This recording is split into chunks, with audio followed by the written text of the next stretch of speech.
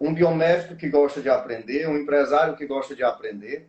Vou errar as terminologias, mas estou aqui para aprender. Já peço desculpa a vocês, que são mestres no assunto, e desculpa aos pais, mães e também às pessoas com espectro autista. Eu deixo aqui declarado, aberto aqui na Medic Brito, Laboratório Brito, o Abril Azul. E aí, deixo vocês a se apresentarem, que são as pessoas tão iluminadas. Bom, em primeiro lugar, muito obrigado, Ivan e Medic Brito, Laboratório Brito, pela oportunidade de falar, nessa data especialmente, né, da questão do autismo. Porque nós falamos do autismo durante 365 dias do ano. Nesse mês do Abril Azul é um período que a gente tem mais abertura para falar, por conta das campanhas, mas o autismo é diário. E Medic Brito, Laboratório Brito, tendo essa fala para a própria audiência, a pessoa que confia no seu trabalho, isso ajuda muito a causa da pessoa autista a ser conhecida, a ser vista. A gente fala muito, né, amor? A questão de quando nós não estamos presentes, né? Será que as pessoas vão saber cuidar dos nossos filhos? Quando nós não estivermos mais aqui, será que a gente vai ter esse mesmo respeito quando nós estamos para fazer as falas? E como você mesmo falou aqui, a gente, né, que está aprendendo, a gente tem a mania de errar, ou pode não saber uma terminologia, tudo bem, mas nós estamos aprendendo também. Nós mesmo, todo dia nós aprendemos uma coisa nova com as famílias da associação, nós temos novos desafios, nós temos novas leis para estudar, às vezes na madrugada a gente acorda um pouco sem sono, às vezes começamos a rever as leis se houve alguma atualização. Então o fato é que cada dia é um novo aprendizado, né? E nós estamos aqui para compartilhar o que nós sabemos e também para absorver, né, as dúvidas de vocês que estão aqui agora na live. Vocês podem clicar nesse símbolozinho, tipo um triângulo inclinado, e começar a mandar para as pessoas, dos amigos mais próximos, alguém que você saiba que tem uma pessoa autista na família, ou alguém que está sob investigação, para que ele apareça, né, aqui nesse momento agora também, para conhecer um pouco mais sobre a Associação Prisma, sobre os projetos, e, claro, sobre os direitos e deveres das famílias que lutam por inclusão e por respeito. Meu nome é Natrícia Almeida, sou coordenador de projetos aqui da Associação Prisma, Projeto Educação, e era um prazer, meu amigo Ivan, a gente continuar nessa senda, né, de aprendizado e compartilhar o conhecimento. Olá, boa noite a todos e todas, boa noite, Ivan, a todos do laboratório. Eu sou Elisângela de Oliveira, sou coordenadora geral da Associação Prismas. A Associação Prisma é uma associação sem fins lucrativos. A Associação Prismas foi criada com um grupo de amigos em 2018 e, devido à crescente demanda das famílias, a gente teve que se formalizar, se legalizar através do CNPJ em 2021. Então, temos apenas 5 anos. Somos a mais jovem associação do Piauí, sim. Porém, a gente é uma instituição tão grande que hoje em dia a gente, como a Natriz colocou, atendemos mais de 900 famílias em todo o Piauí. Nós trabalhamos com arcabouço de direitos, mas também de deveres. A gente não dá o foco só na pessoa com deficiência. A gente dá o foco em toda a família. Uhum. Porque a partir do momento que você tem um diagnóstico de um filho, de uma filha, tu também precisa ser aparado. Tu também precisa adquirir conhecimento da convivência, da vivência com essa pessoa autista. E é por isso que a Prisma está a esse olhar. Então, a gente é a Associação dos Amigos e Familiares da Pessoa com Autismo, Prisma. Porque a gente tem esse olhar Prisma de todos que convivem com a associação, que convivem com a comunidade, com a sociedade e principalmente com nossos filhos. Porque a ideia é, nossas crianças de hoje são os autistas adultos de amanhã. E, vista disso, a gente até fala, né? Por que é uma das perguntas que a gente sempre tem. Eu sempre olho para a gente e falo, por que agora está tendo tantas pessoas autistas? É a primeira pergunta que a gente sempre escuta, não é, amor? E a gente até lembra, né? Falando questão de somos amigos e familiares, mas todos os nossos coordenadores, além de ser pais de autistas, muitos também têm laudos, né? São autistas adultos laudados. E o que nós temos para compartilhar é que o autismo não é novo. Ele sempre existiu, mas não havia um nome ainda, não havia um laudo. Igual antigamente não havia um termo que o doutor conhece bem no laboratório, que é o diabetes. Né? Antigamente não havia diabetes, havia fome canina. A pessoa que tinha diabetes, ele comia e não engordava, e o pessoal falava, o vovô teve fome canina e morreu, ninguém sabia o que era. Quando se criou o termo diabético, eles entenderam a fisiologia e viram que é genético também, tem o diabetes que é genético, outros que não é, e viram essa necessidade, começou os estudos. Então, o autismo hoje tem um nome, hoje tem metodologia para fazer o laudo, né, para chegar àquela conclusão, e a partir daí as pessoas já começaram a surgir mais autistas, porque agora temos um nome para essa condição que sempre existiu. Antigamente, né, era o lerdo, antigamente Era o menino danado. menino danado, então, Era o tímido. o tímido. E muitas famílias não levavam os filhos para a escola depois de um período, porque não tinham apoio, não, né, dava muito mais trabalho levar para a escola. E hoje o que a gente encontra muito são autistas, crianças, adolescentes e adultos, ocupando os espaços de direito, em escolas, em praças, em cargos. E isso dá mais exposição. Não é que surgiu agora, não é que tem uma onda de autismo. Sempre houve, mas agora a gente está tendo mais, tem nome, né? Aquela questão, né, referente à questão dos adultos, né, sempre teve os autistas, porém não era identificado e hoje, como adultos, se torna muito mais difícil, porque tem outras questões que foram, vamos dizer, amontoando, que mascarou o autismo, aí fica muito mais difícil diagnosticar autismo nas pessoas adultas que passaram por todo esse tempo e não foi diagnosticado nas crianças, quando era criança. Né? Isso é o maior problema hoje. E principalmente quando se trata dessa máscara em mulheres. Uhum. Por isso que, segundo até mesmo as pesquisas, apontam-se mais meninos com autismo do que meninas. É devido exatamente isso, essa máscara sendo usada. Nós mulheres, a gente, por si só, a gente é criada de uma forma diferente que os meninos. E a gente vai mascarando o autismo através da vergonha, do acanhamento, da timidez. E aí, isso vai gerando também uma bomba relógio, Ivan, porque o que nós temos de dados recentes agora é que, infelizmente, mais de 60% das pessoas com autismo na adolescência entra em depressão. Sim, é o maior ponto de depressão e ansiedade, né? Essa questão que não foi acompanhada. Isso. Mas também a gente vê que tem muitas crianças que estão nos níveis, né? Hoje não é mais chamado de suporte, né? Suporte 1, 2 e 3. Tem muitas crianças que estão com QI muito elevado e são autistas de suporte se elas forem muito bem acompanhadas com os pais, com um suporte terapêutico e medicamentoso. Essas crianças têm um desenvolver brilhante, né? É comprovado que grandes pessoas, grandes gênios da humanidade eram do espectro autista. Pois é. Há um custo pessoal imenso, porque o convívio, como a Edson estava falando aqui, a questão de se obrigar a estar em situações sociais, se forçar e mascarar. Não, eu estou aqui, eu estou com a família, eu estou me sentindo bem, sorrindo, forçado. Essa depressão que é contratada hoje nos adolescentes autistas e muitos adultos também, é vista... A Anne acabou de entrar aqui e falou também, né, que alguns profissionais até tentam invalidar o laudo. Ah, não, tá com frescura. Então, essa dor que o autista carrega, que nós famílias carregamos também, é imensa, porque não dá para explicar. Visivelmente não tem rosto, o autismo não tem rosto.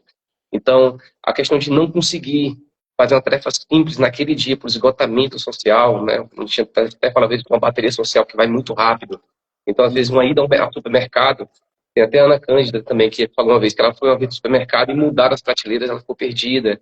E para encontrar o que ela precisava, ela se gastou muito e voltou para casa sem vontade de voltar ao supermercado. Então, assim, tem essas situações que passam no dia a dia, que gasta muito do psicológico. Olha, e assim, muitas pessoas estão brincando de fazer inclusão. Pessoas que usam as nossas falas, as nossas dores, os nossos sofrimentos sem compreendê-los. Eu sou mãe e sou madrasta de uma criança autista, então eu tenho 2 filhos autistas. Mas, Ivan, dizer que eu sei o que eles passam, não, eu nunca vou saber. Sim. Eu vou acompanhar, vou me angustiar, vou sofrer com tudo que eles passam, vendo eles passar isso, mas saber o que eles passam, só quem está na pele, só a Ana Cândida, só a Anne que está aqui, e vai saber. Você tem noção, com 3 anos foi feito um Autismo Day aqui em Teresina, é um evento com várias instituições e nós estivemos lá.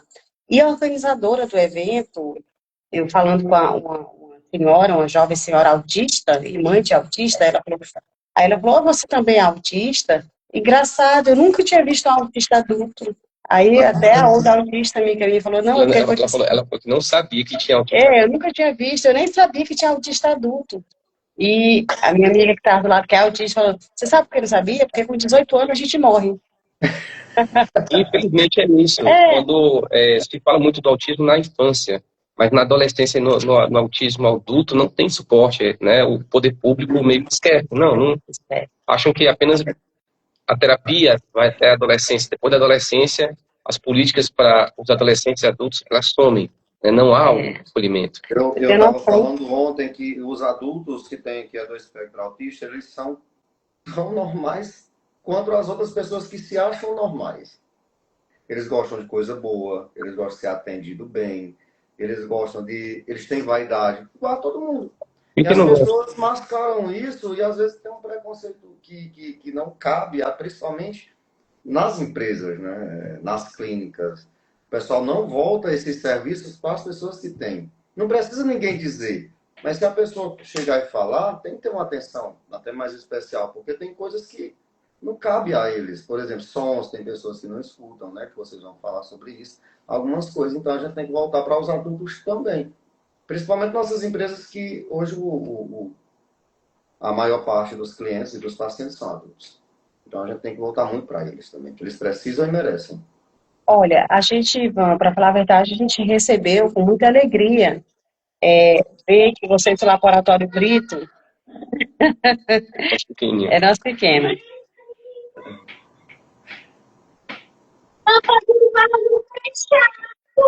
Tá bom, filho. Obrigada. Eu acho que foi eu que deixei levantado. Tá bom, obrigada, filho.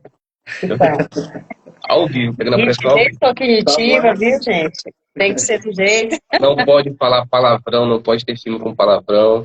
Uma vez, eu acho que até te falei uma vez, mano, que uma vez ele se meteu na briga de sinuca, o cara falou um palavrão, o pessoal jogando sinuca apostado, falando um palavrão porque foi atacado. Ele, não pode.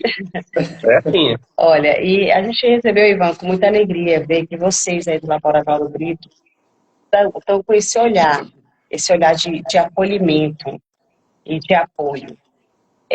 Porque a maioria de nós, pais, é o que a gente mais se preocupa, nossos filhos vão crescer. E aí?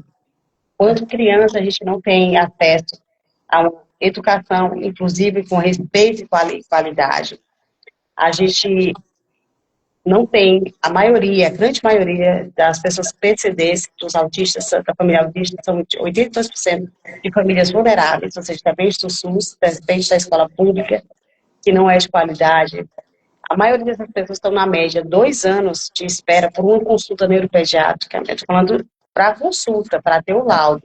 Daí, para ter acesso ao tratamento, vai mais 4. E isso aí vai se complicando. Hoje mesmo a gente estava até vendo... Já vai passando muito tempo e pode aumentar o nível, né? E tem a questão também, que quanto mais cedo tiver o diagnóstico, mais cedo a gente pode fazer as intervenções, as terapias e melhorar a qualidade de vida da pessoa autista. Aí que entra na questão da medicação, entra o acompanhamento dos exames laboratoriais. E nós temos uma janela muito curta, que é a chamada poda neural, que a gente já começa até em alguns questionamentos que o Mito falou com a gente antes. Então, assim, muitas famílias se cobram muito, porque não tinha percebido, a criança não percebia, acho que a falha era dela. Porém, de 2 anos e meio para 3 anos, acontece em todo o cérebro humano o que nós chamamos de poda. É como se o cérebro fizesse um corte de algumas conexões nervosas que não são muito importantes. Esse assunto eu quero que você fale lá no final para fechar, porque para mim é um dos assuntos mais espetaculares que tem que fazer cortes e jogar, e todo mundo tem que entender esse fato, Patrícia. Porque quando você me falou, eu achei espetacular. A primeira coisa que eu saí, liguei para a Patrícia, para minha esposa. Eu digo, amor, tu sabia disso? Olha só que interessante, tu, Patrícia, no dia que a gente sentou para tomar um café. Eu quero que você fale bem explicado nos últimos 10 minutos. Vamos falar, sim. Olha, e a gente falando do autismo adulto, hoje mesmo a gente se deparou até no Instagram, que aconteceu aqui com também uma das famílias, amiga nossa, parceira e apoiadora da Prisma, é a Anne. Ela falou uma coisa muito, muito chocante. Ela disse que aquele colarzinho de girassol que quebra-cabeça os deixam invisíveis. Uhum. Parece que quando a pessoa usa sendo adulta, deixa de Ah, existir.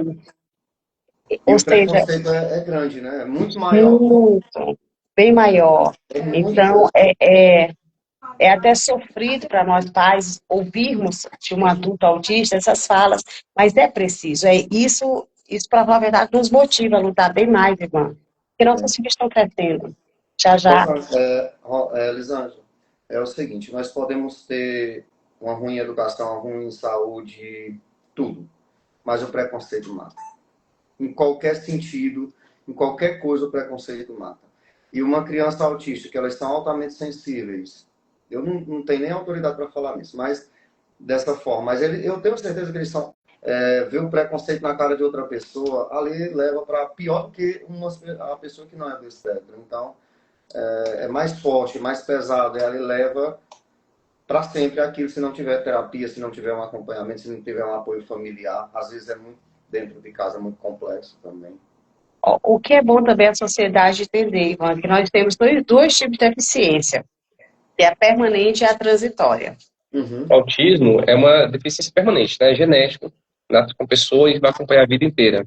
Porém, Uhum. qualquer pessoa, a qualquer momento, pode, em uma viagem, até mesmo em casa, escorregar um acidente doméstico e perder um dos sentidos, né? Quebrar a perna. Quebrar a perna. Eu tive um colega na escola que ele, na limpeza de casa, caiu água sanitária no olho e perdeu a visão.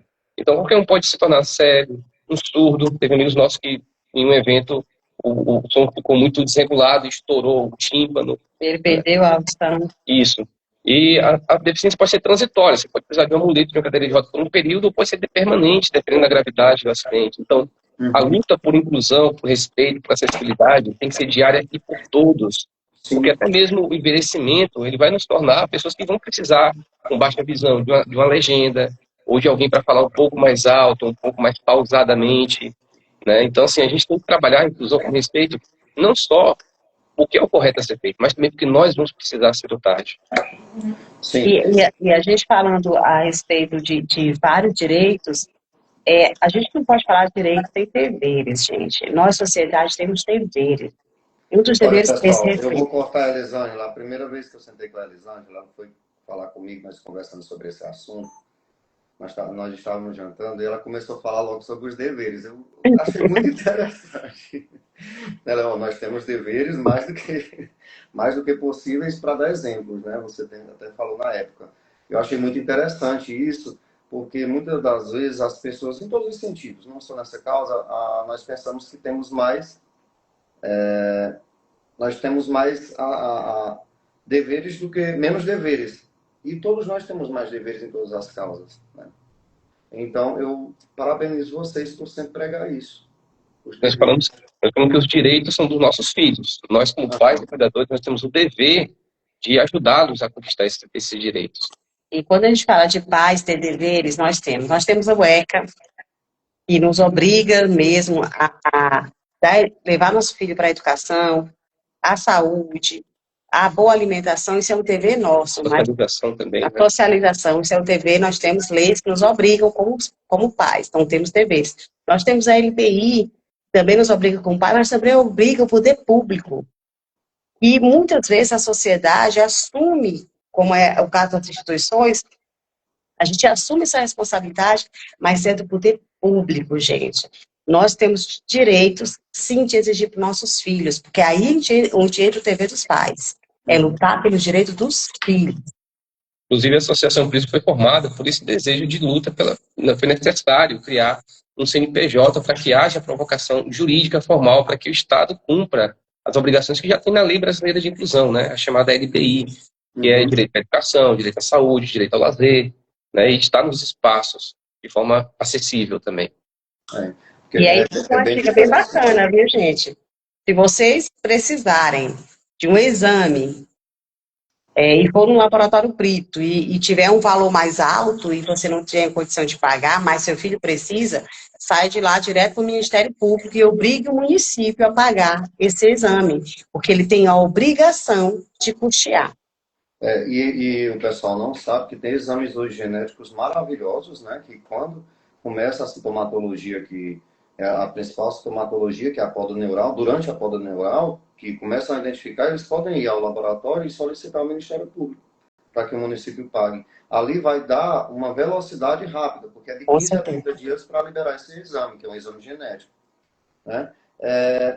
Uma das principais dúvidas que a gente tem, doutora Natrícia e Elisângela, quais as principais causas do autismo? Porque teve uma época que falamos muito em tela, teve uma época que falamos em genética, teve uma época que falamos em epigenética. A epigenética é quando transforma dos pais, por algum motivo, seja infecções, alimentação e etc., e passa para o filho. E aí vai. São inúmeras teorias, mas eu quero saber de vocês, hoje, na ciência, o que é que ela diz.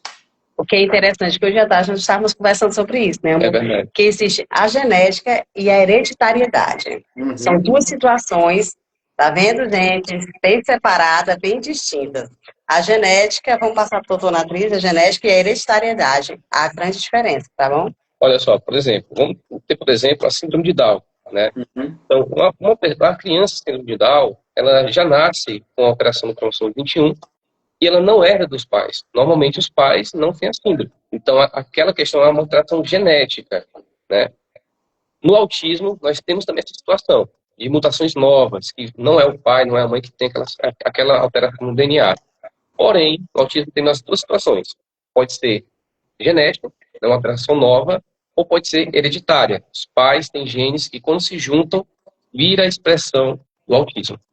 Existem características autísticas, que muitos têm, mas a questão que define o autismo é a dificuldade da convivência em sociedade, da socialização. Então, eu tenho pessoas que até falam capacitistas, que é bom que se diga aqui.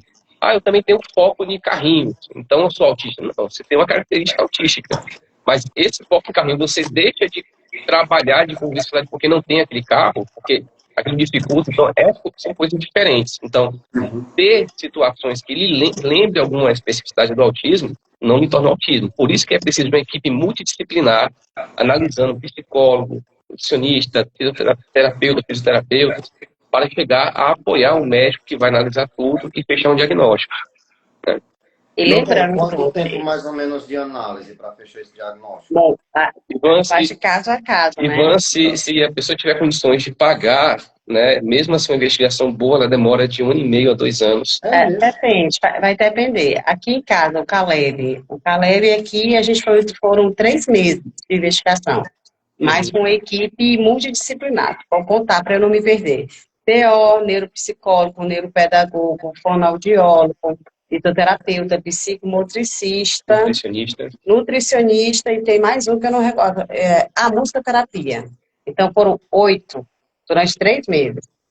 E aí saiu o laudo, né? Que ele, na época, ele foi laudado com autismo moderado, o nível 2 de suporte. E foi alta estabilidade. Mas agora, hoje mesmo, tem uma amiga aqui na porta de casa chorar, porque o sobrinho dela estava com 2 anos de investigação e o laudo saiu essa semana. Mas precisou 2 anos. E detalhe, onde é que entram os exames, que é importante. Uma das coisas que a gente está com 4 anos, a gente teve no congresso. Eu estou com tratamento de acne e a gente estava com 4 anos, a gente foi para o congresso bem no início da pandemia. Eu fui para o congresso em São Paulo, Congresso Internacional sobre Autismo, e eu passei lá 2 dias enchendo a paciência de todo mundo, falando que nossos filhos tinham alterações. Sim, que eles estavam entrando na puberdade bem mais cedo que os outros. Olha, não teve um palestrante que eu não atormentava com essa tese. O que foi bom, que ano passado a gente recebeu até uma mensagenzinha do Dr. Paulo Liberalesco, falando: parabéns, vocês conseguiram escutar vocês. Começou a pesquisa sobre isso. Sim. Então tem uma modificação hormonal, tem uma alteração hormonal. Isso. E, Ivan, pela nossa análise aqui entre as famílias, essa alteração hormonal ainda não está sendo detectada nos exames de laboratório. Então, a gente está tendo meninas já menstruando com 7, 8 anos. Tem pelo pubiano, aquele pelo de 12, 14 anos, já surgindo com 7, 8 anos. O odor forte também nas axilas. Características da adolescência já estão surgindo muito mais cedo em nossas crianças.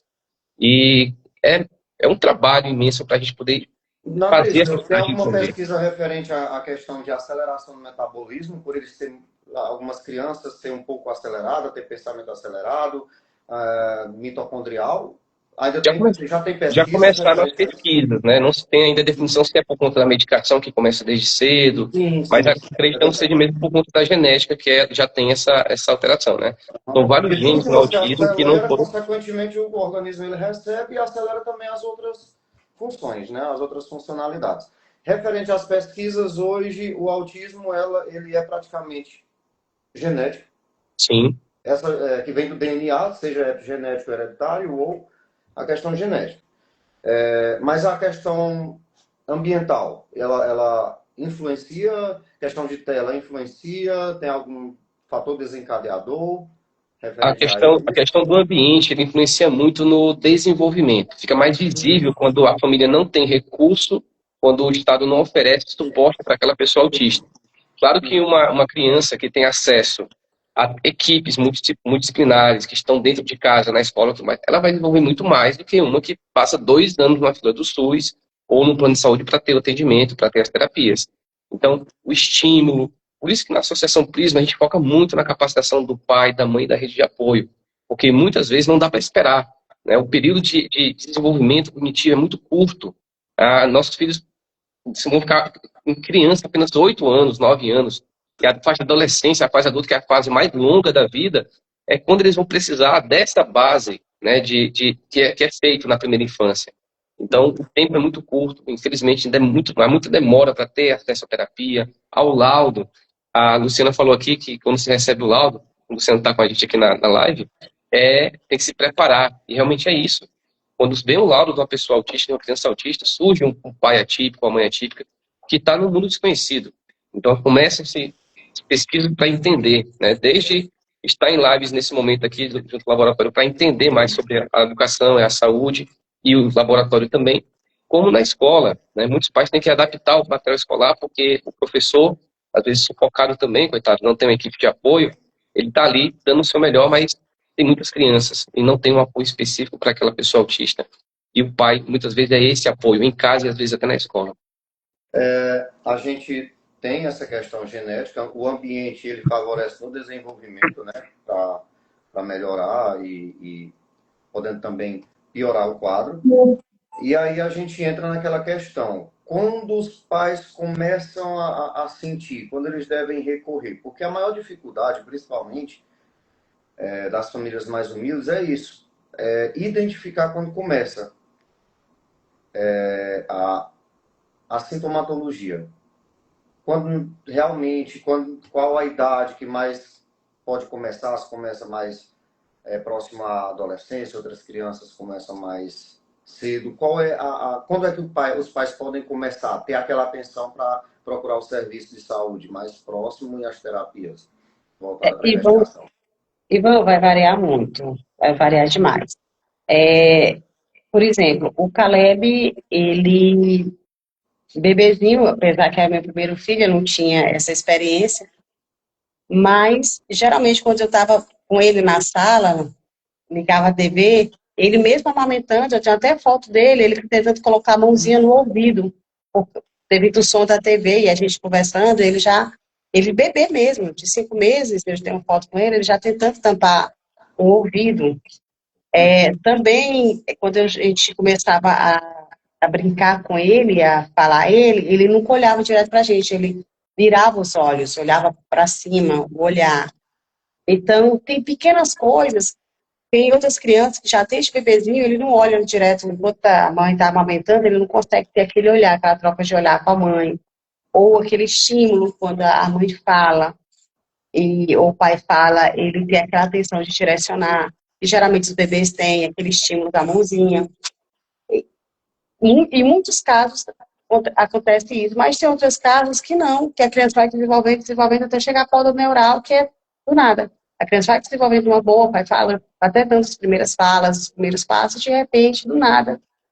Normalmente a família fica mais atenta quando há o retrocesso do caminhar, da fala, ou quando não vem no período do marco, né? Que só até 2 anos tem que falar 30 palavrinhas, 2 anos e meio, e não vem esse marco.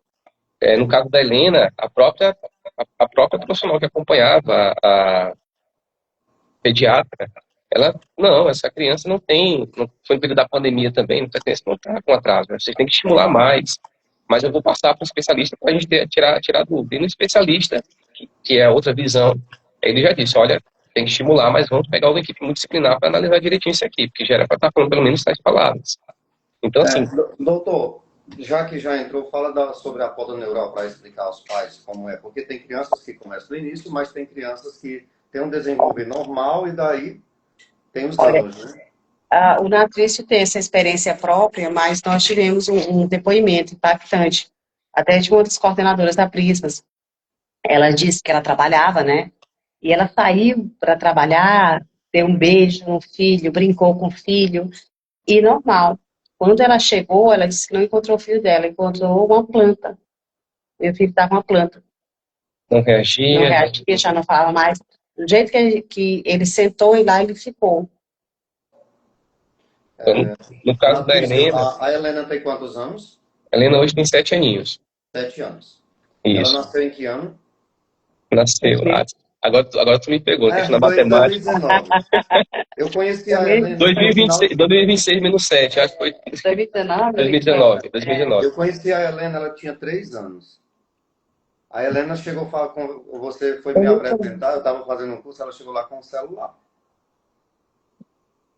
Quando você me contou, veio aquela lembrança. Ela chegou lá e praticamente me abraçou com o celular. Eu achei...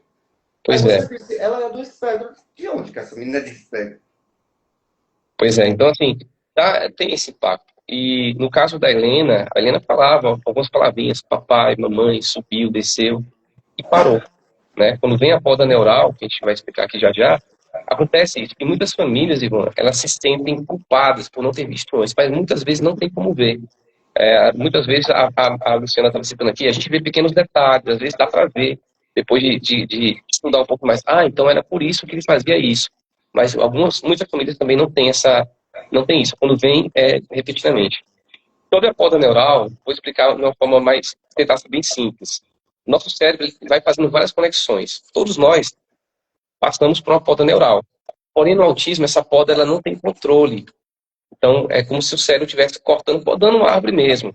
Né? Alguns galhos que estão fora do caminho, né? Para ficar bonitinho. A inteligência, as habilidades cognitivas de fala, de caminhar. Mas no autismo, essa poda ela é desregulada. Então, muitas vezes a criança caminha, para de caminhar, fala, para de falar, olhava no olho, parou de olhar no olho. Não tinha problema de misofonia ou hipersensibilidade auditiva. Misofonia é quando ela se incomoda apenas com o tipo de som, tá bom, pessoal? E começa a ter esse incômodo. Então, a poda neural é muito severa, e não somente aos 3 anos, tá bom? Entre 2 a 3 anos, a pessoa tem uma poda neural, todos passam por isso. Com 8 anos também, todos passam por 8 a 9 anos, temos a segunda poda neural, que essa é a mais violenta, né? E tem uma terceira poda neural, que já é mais para 17, 18 anos, que pode vir a ter uma esquizofrenia, se não tiver o atendimento, se não tiver tratamento, se o lar não for acolhedor, se a sociedade não for acolhedora. Quanto mais estresse, isso não tem pesquisa ainda, isso é o que a gente está observando no dia a dia da associação e de outras associações. Mas a gente consegue impedir com terapia, as medicações, as suplementações que estão vindo aí, cada dia melhor, com os peptídeos que estão em pesquisa, né? Tem vários peptídeos em pesquisa. Isso, que tem famílias que até aceitam que a criança seja autista, mas não querem dar medicamentos. Tem família que até aceita o medicamento, mas acha que a nutrição não é importante. Então, assim, o trabalho de capacitação sobre essas informações é muito importante, porque tudo importa, né? O convívio, a terapia, a medicação, o sono. A nossa nutricionista, a doutora Cristiane Aguiar, fala muito disso. Olha, não é apenas o alimento, é não ficar inflamado. Isso, né, ajuda no desenvolvimento. Então, tudo importa.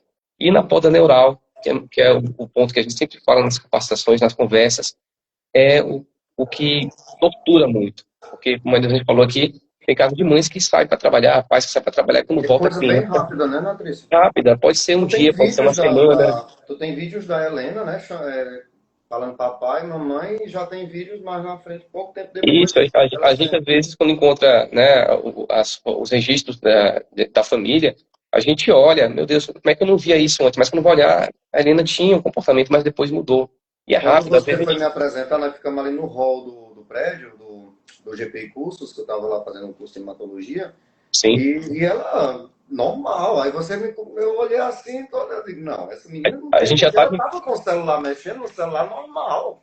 nisso, a gente já estava em investigação já, né? Então, É, assim, mas já estava a Helena investigando. naquela época ela já batia cabeça, já se agredia, né? Porém, tinha esses momentos que, né, com a medicação, com uma boa noite de sono, é, ao olhar, né, não aparenta ser tão grave. Agora, uma das coisas que também a gente fala muito em relação a que os pais precisam se capacitar, não só os pais, todos, qualquer cuidador precisa, porque, Ivan, os nossos filhos, eles precisam que a gente, antes de vê-los como autistas, que a gente veja eles como pessoas, como crianças, como seres humanos. É o primeiro ponto. Então, o que que precisa? Preciso, sim, ter os tratamentos, é preciso, sim, ter os exames, é preciso, sim, a medicação, e é preciso essa dedicação, sim. É, eu posso falar do que eu vivencio. Eu mudei meu mundo, eu mudei minha vida pelo meu filho. O meu primeiro impacto não foi a família, não foi ninguém, foi a escola, como é que a escola vai tratar meu filho. Então, eu montei uma equipe muito disciplinar para vir em casa, me ensinar todo mundo que convive com meu filho, como conviver com ele, até os vizinhos também foram aqui, porque ele ligava um som, tiveram que diminuir som, a escola teve que ser capacitada, mas principalmente eu precisei me capacitar, eu precisei me preparar. Eu não tive, em geral, a gente sabe que uma boa parte das famílias passa por um período do luto. Eu não tive luto, eu tive luta. Já Uhum. está aqui, para eu tá ótimo. Mas, Elisângela, a gente vê aqui na Medic Brito, Laboratório Brito, até mesmo a questão de orientação. Preparar nossos colaboradores aqui, desde a pessoa que recebe lá na frente, a atendente, ao pessoal que faz parte, que vai fazer parte aqui da Medic Brito, que nós estamos reestruturando ela para uma parte voltada para a estética suplementar e corporal, da parte do laboratório, para ao atender uma pessoa, ficar de orelha em pé e ter o mínimo de capacidade possível para dar um alerta, não dizer de uma forma, mas falar algo, a gente aprender algo. É por isso que vocês vão vir aqui, né, fazer esse treinamento com a gente, porque se a gente conseguir, em toda a história do Laboratório Brito, alertar uma família para que essa família ajude teu filho a se desenvolver de uma forma para o bem-estar dela e desenvolver a própria família também, nós já estamos com a nossa missão completa. Só precisa uma na história do nosso laboratório todinho e da nossa clínica. Então, olha, a gente precisa disso. preciso. E quando se fala, uma parte muito delicada para a gente, é levar nossos filhos a um consultório, a um laboratório. Mas a gente teve uma grata surpresa, o Caleb tá com 2 domingos, o Caleb passou mal, nós tivemos que ir no hospital particular, terrível atendimento, a gente nem foi atendido, passamos lá 1 hora, não fomos atendidos, vamos para o público. E a gente foi para o público, e nós ficamos muito felizes, porque o atendimento lá foi maravilhoso. A médica que atendeu meu filho, ela não perguntou nada para ela perguntou direto para meu filho. E ele se sentiu o máximo, ele cruzou até as Usou a pernas perninha que ficou respondendo. para responder o que estava sentindo. Depois, a enfermeira que foi aplicar a medicação olhou para ele, conversou com ele, foi explicando para ele. E é importante porque a gente precisa dar esse sentido às pessoas com deficiência, o sentido de pertencer. Eles pertencem à sociedade. Esse sentido de pertencer é muito importante. E para isso é preciso sim que os laboratórios, que as clínicas, que os hospitais tenham pessoas capacitadas E para receber isso. aqui nós queremos parabenizar a iniciativa do Laboratório Brito, da Medic Brito também, de se capacitar para oferecer esse serviço para a sociedade picoense, para o piauiense também, porque a gente precisa muito. Olha, a Alice se emocionou, registrou uma coisa que deveria ser comum, que é um profissional atender de forma humana, para a gente é maravilhoso, porque a gente não encontra todos os dias pessoas que olhem para nossos filhos com carinho, com respeito.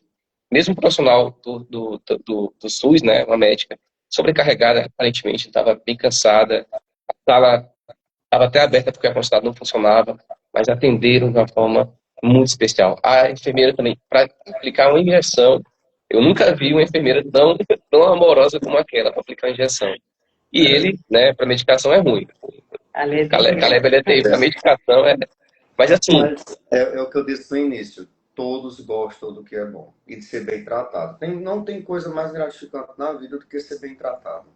Ivan, tem famílias que passam uma semana preparando o filho para ir para o consultório.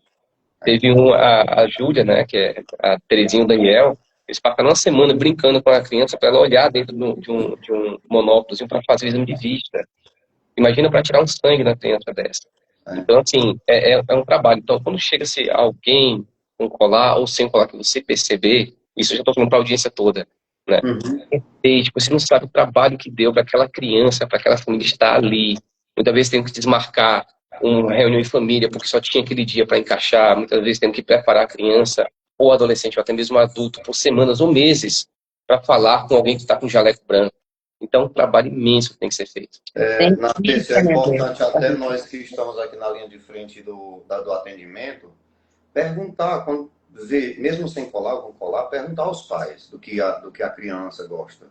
Porque são espectro, né? Tem vários tipos do que eles vão gostar. Então, a gente oferecer o que eles gostam e deixar ficarem mais calmos e se sentirem acolhidos pelo local. Eu acho isso muito importante.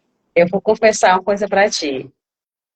Eu tenho um pavor quando eu vou ter que fazer exame do Caleb e a enfermeira tira e depois ela vem com o balão. Eu vou lhe dar um balão. O meu filho entra em pânico. O Caleb entra em pânico com o balão. Ele só vai estourar, vai estourar. Não custa nada. E, meu Deus do céu, quem foi que inventou o diabo de balão? É porque funciona para a maioria, né? Mas, puxa, perguntar para a própria criança, você quer um balão, você quer um doce, né? Você quer um doce. Então, muitos deles falam por si próprios. Claro que às vezes o pai e a mãe têm que falar, mas é bom de se dirigir à criança, né? A pessoa. A Helena não fala ainda, mas a gente foi uma vez para um banho, né, amor? Aí tinha uma pessoa lá que, não, eu tenho na família também. Aí ele falou assim, olha, aí ele começou a conversar com ela, né? Aí ele conversando, insistindo, e ela olhando para ele. Aí eu falei assim, olha, ela não é balizada. Aí ele olhou para ela, mas eu sei que você fala. Você não quer falar ainda, mas eu sei que você compreende o que eu tô falando e fala. Nem que seja escondido. Ela começou a rir e saiu correndo, brincando. Aí eu falei, meu Deus, olha essa menina fez. Então, assim, eles compreendem tudo ao redor. Então, o olhar, a cara de desprezo, né? O olhar de julgamento. Isso eles percebem até primeiro do que a gente, né, amor? Então, isso tem muito. Então, nossos filhos, eles estão presentes naqueles ambientes. Eles sabem o que é bom, como você falou.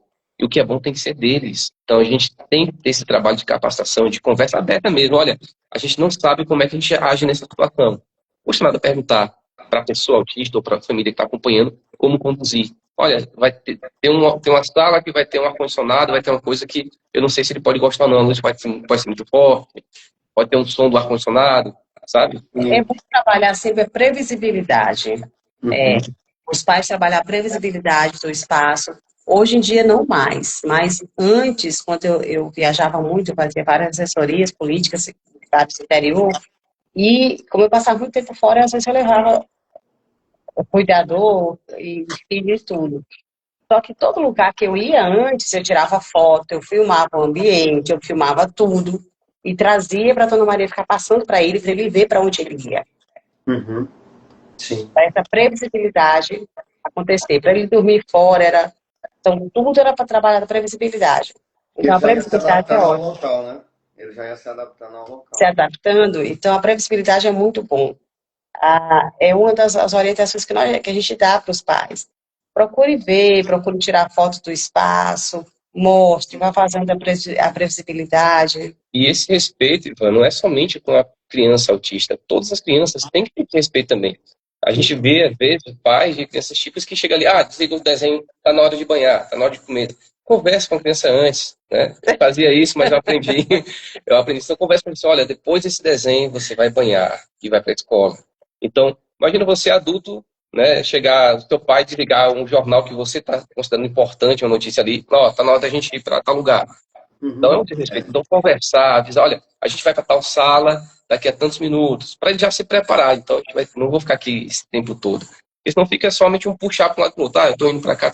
E vem a crise, vem a irritação, né?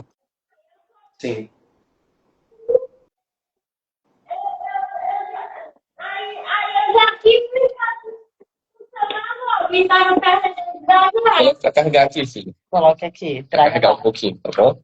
Descarregou. Elisângela e Natrícia, essa questão dos níveis, do suporte 1, 2 e 3. Você falou no início que...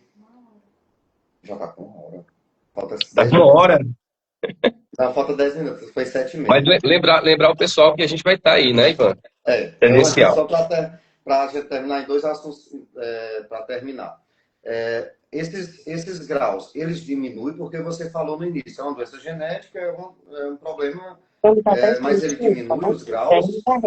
Bom, sobre... Ele está em suporte 2, ele pode voltar para suporte 1, pode ficar imperceptível com a medicação, com terapia, com suplementações, que hoje a gente vê que o mercado de suplementação ele está totalmente envolvido na parte, né? Porque é fundamental. Tem pesquisas de 2011 voltado a essas suplementações. Nós temos pesquisa.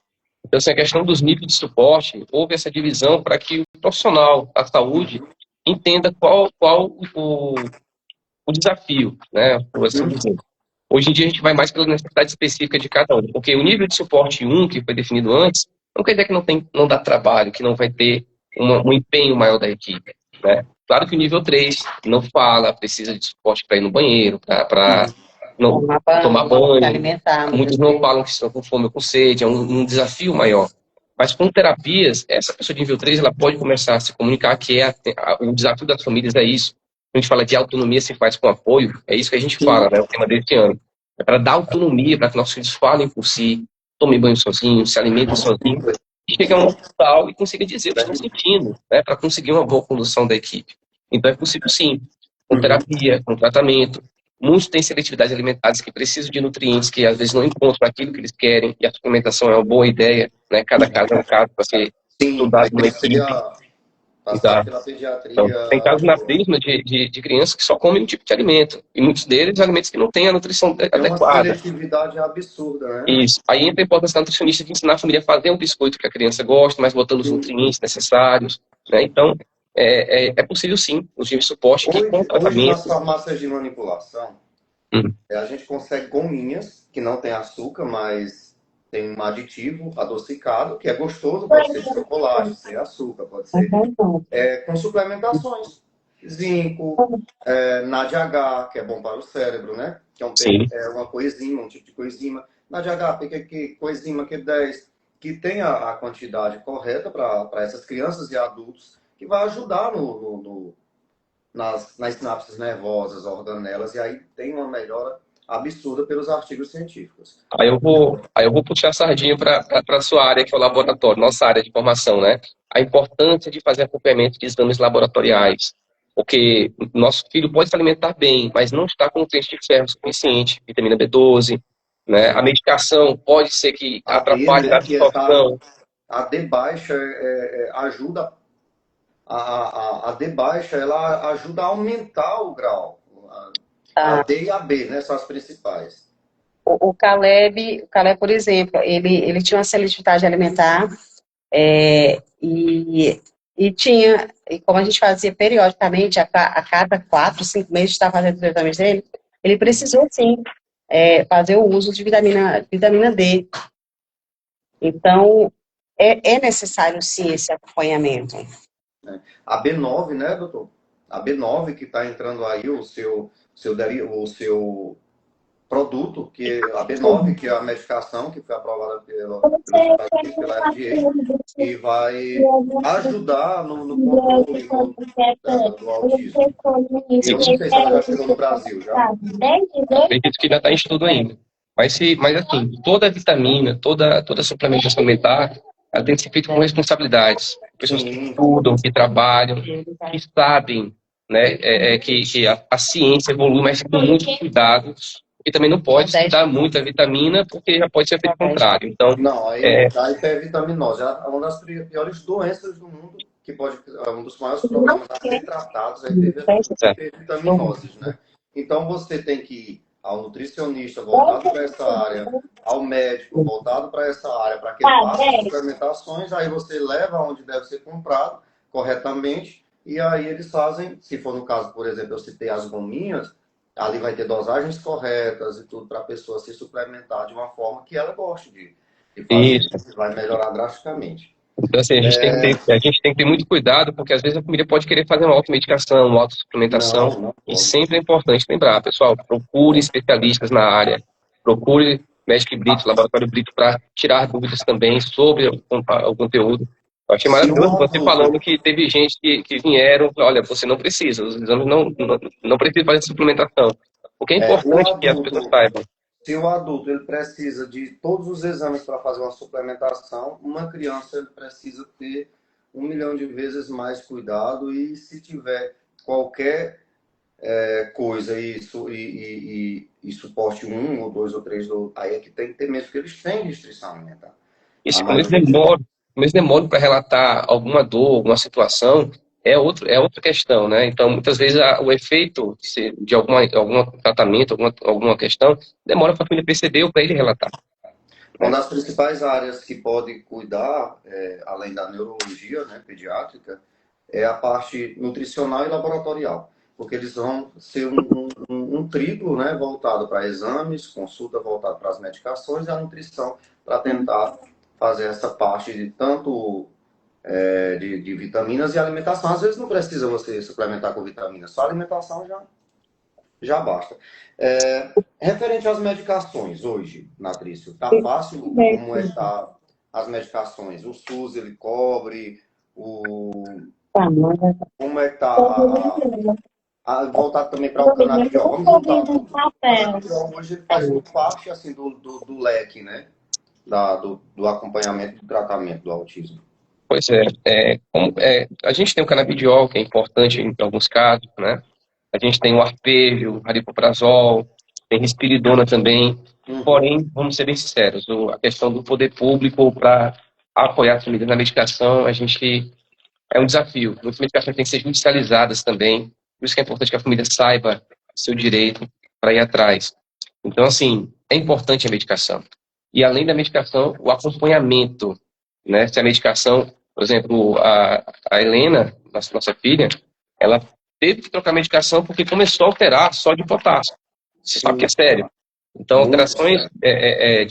que estão afetando o rim ou o metabolismo, né, a bioquímica do corpo, elas têm que ser analisadas com prioridade. Então, a Uhum. cada 3 meses, quando se coloca uma nova medicação, é bom fazer um exame para checar como é que está. E, periodicamente, se tiver tudo ok, a cada 6 meses, fazer o exame, porque é uma medicação contínua. A criança usa essa medicação, às vezes, por vários anos, ou a vida inteira. Então, Uhum. toda medicação, né, já são caríssimas, o efeito colateral imenso, ela tem que ser acompanhada de perto. E tem que observar. Tem um período de adaptação, a medicação sempre as crianças ficam um pouco mais agitada, ou Os não. pais ansiosos quer que dê a medicação hoje e hoje mesmo já faz efeito. Isso. Tem que ter o tempo, gente, para Aí, ter o efeito. aí o pai fica ansioso, querendo que a medicação funcione rápido. Quando começa a adaptação de 3, 4 meses, a criança fica mais agitada, ele acha que a medicação não está funcionando ou está atrapalhando. Aí depois vem a estabilização de 10, 15 dias. Mesmo assim, quando está tudo ok, a gente não pode relaxar, a gente tem que ficar acompanhando a parte que não é dita, que é os exames, né? Não dá para ver Sim. se os marcadores, né, do sangue estão ok. Tem que ter feito o exame com responsabilidade para saber como é que está o efeito a longo prazo. Como dono de laboratório e da parte da hematologia, da citologia e de outras áreas, eu tenho maior preocupação em automedicação. Seja da mais simples, de uma vitamina C efervescente, que a gente pode considerar, até qualquer outra medicação, procurar de forma correta. E, claro, laboratório, eles têm umas leis que não precisa, em alguns casos, fazerem a requisição para fazer o exame. Beleza, tudo bem, mas é aconselhado sempre, independente de qualquer coisa, mostrar ao médico. Sim, Porque o médico é quem vai dizer o que vai fazer, se não precisa ter alguma intervenção terapêutica ou não. Outra coisa são os terapeutas, no caso das crianças autistas, os terapeutas devem mostrar a eles para eles terem também um direcionamento, os nutricionistas. Nunca fazer nenhuma medicação sem um aconselhamento de um profissional capacitado na área. E outra, eu vejo todas as áreas hoje que a nutrição ela é altamente importante. porque ela, a primeira coisa que ela faz, desinflamar seu organismo. Se você tiver com um organismo inflamado, desde a parte intestinal, hoje nós sabemos que a disbiose, né, uma inflamação intestinal, ela está presente praticamente quase todos os problemas de saúde envolvidos, desde problemas simples até grandes depressões. Então, tem que procurar um nutricionista, e principalmente as crianças autistas têm que ter um bom nutricionista para que ele direcione, desinflame essa criança. A medicação vai fazer um efeito espetacular, né, Natrícia, quando a criança é desinflamada. Sim. Se ela está fazendo 20%, 30% de absorção, 5%, 10%, depende da medicação, a pessoa desinflamada vai chegar a 60%. É espetacular. Para Então, quem não entende muito nossos termos técnicos, né, doutor Ivan? A inflamação é como se o corpo estivesse sob ataque. Então, imagina você lutando uma guerra e a medicação está ali, mas a prioridade é a gente combater o ataque que está acontecendo. Então, se o alimento inflama a criança, se a criança tem, não é nem alergia, né? Mas se o organismo está todo inchado, retendo líquidos, né, fica mais complicado a medicação ter um efeito. E outra, quem não fica irritado, às vezes a criança fica irritada, às vezes é uma prisão de ventre, às vezes é uma desbiose. Né? Então, assim, às vezes aquela semana que a criança teve aquele comportamento fora do padrão normal, era um período que ela ficou inflamada. Natrícia, uma criança que tem até um poder restritivo, imagine um adulto do espectro, que come tudo, inflama demais, poucas vitaminas, então tem que ter esse direcionamento. E a gente tem que todo dia ir lá e colocar na cabeça de todo mundo ao redor. Para finalizar, pessoal, nós vamos conversar mais na frente, mas tem exames genéticos hoje altamente importantes, que está chegando no mercado, já é um pouco antigo, mas agora é que a gente está falando neles. São principalmente 2 exames genéticos que a gente vai falar no próximo encontro, que basicamente dá, né, juntamente com a clínica, o diagnóstico final, né, de autismo, que são aqueles genéticos que a gente faz, são os painéis genéticos. Então, vocês têm que procurar o poder público e caçar uma forma de fazer para suas crianças quando tiver nessas situações. Exato. O exame ainda é muito caro, né? Porque é uma tecnologia muito, muito inovadora, porém dá um apoio imenso para a equipe da saúde de como conduzir. Né? São vários genes envolvidos, norteia. São vários genes envolvidos no autismo, e os exames de painel genético ou exoma, eles dão esse suporte. Claro, sempre é bom consultar o médico se é necessário, se já tem material suficiente para ser feito as conduções e o laudo.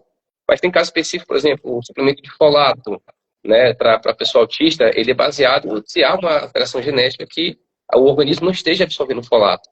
Então, tem essa necessidade também. Né? Fala-se muito de suplemento de folato, porém, a gente sabe pelos estudos iniciais que tem condições genéticas no autismo que o folato favorece o desenvolvimento e outros que não. Né? Que a maioria dos casos não precisa do folato, é só estimular e desenvolver. Mas alguns realmente precisam dessa intervenção da análise genética e também da intervenção da suplementação. Natrícia está fazendo 1 hora.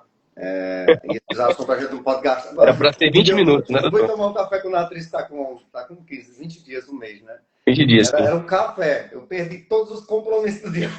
Rapaz, não diga isso não, moço. Eu perdi mesmo, porque eu não nós conversando lá, quando eu digo, perdi os compromissos. Está com 4 horas eu sentado aqui. Pô, vamos ficar mais 4 horas agora. Aí, Natrícia, olha, hoje a gente fez a abertura oficial do Abril Azul aqui na Medic Brito, Laboratório Brito, com vocês.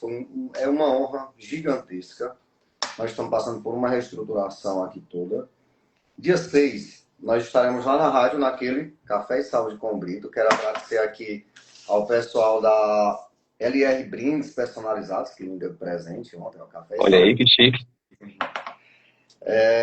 Estaremos lá com a doutora Jocilândia Brito, que ela é fisioterapeuta, mora em São Paulo, e ela, deixa eu ler aqui que é difícil, ela é especialista em ecoterapia lá, pela Onde Brasil, a Associação Nacional de Ecoterapia, e ela é especialista em neurofuncional, certo? Ela vai falar um pouco sobre essa terapia voltada para o autismo. Ela trabalha lá no Centro Todo Integrativo.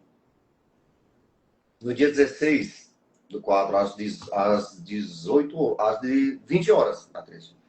Doutor Natrícia e a Elisângela estarão comigo no podcast Coisa e Talks aqui em Picos, pessoalmente. Aí nós vamos falar sobre, antes quando a mulher está grávida, sobre os pais, como devem sobre direitos que vocês têm que falar um pouco para a gente, que é altamente importante, sobre outros assuntos também voltados Deveres, ao né? autismo. Dia 17, no dia seguinte, vocês vão estar aqui das 8 horas, né, às 10h30. Depois você vai dar um curso porta fechada para Magic Brito, Laboratório Brito. Gente, terá um café da manhã com o doutor Natrice e a doutora Elisângela, com o pessoal da Prismas, com outros convidados da gente. Uma conversação, bate-papo aqui fora. Todo mundo conversando ali. Tá numa reforma, não tem nada, mas fica lá no meio do gesso, batendo papo com todo mundo. Fica bem legal.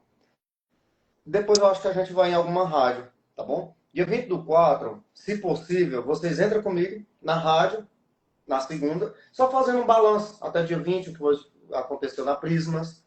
Vocês divulgam o trabalho de vocês da associação e para ver se a gente cresce cada vez mais esse apoio a vocês. Tá bom? A rádio daí, ela tem alcance até São José do Peixe? São José Não do Peixe? sei, a Cultura FM é muito grande. É porque a gente hoje a gente recebeu um pedido de socorro de várias famílias PCDs aí dessa cidade, e a gente vai até mais cedo. Já sai daqui de madrugada para a gente, antes de chegar em Pix, a gente dá uma passadinha por lá, por essa cidade. Tem casos que mandaram as filmagens para a gente, situações terríveis lá. As nossas crianças adultas também, estão em calamidade todo o Piauí.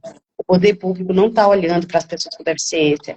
A gente está vivendo um mundo de ilusão. O abril da ilusão é isso aqui. E são poucas pessoas, Brito, Ivan, que tem esse olhar como Laboratório Brito, de realmente acolher. A gente está muito feliz por isso, por estar acontecendo essa parceria, porque a sociedade, os empresários, estão tomando para si a responsabilidade e o dever do poder público, que não existe. A gente tem muitas pessoas que falam das nossas dores, mas não as vivenciam. Isso está acontecendo demais.